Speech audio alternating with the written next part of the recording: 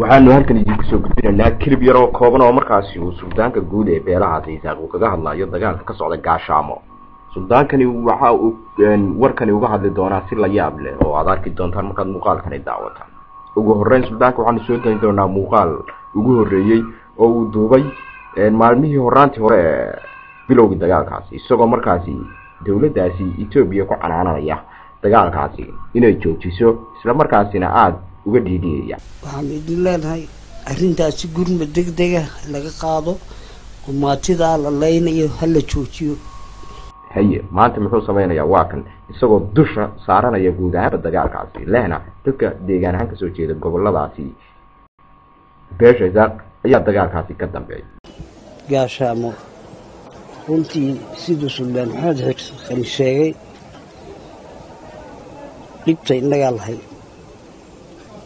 meeshan waxa weeye xukuumad baa ka talisaa dawlad deegaanka Soomaalida. dhanka kale waxaan idin soo doonaa isla wareysigiisii hore isagoo adeegsanaya erayga xasuuq lehna dawladdaasi Itoobiya ka dayso dadkaasi shacabka ah xasuuqa.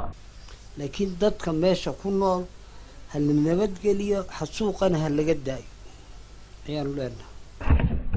maanta mar uu ka hadlayay isla dagaalkaasi waxa wariye weydiiyay shacabka lagu xasuuqayo deegaankaasi sidee baad u aragtaa. waa kan isagoo wariyay ku haysta kelmadda xasuuq kana soo horjeeda kelmaddaas xasuuq hadda shalayna waa u adeegsanayay.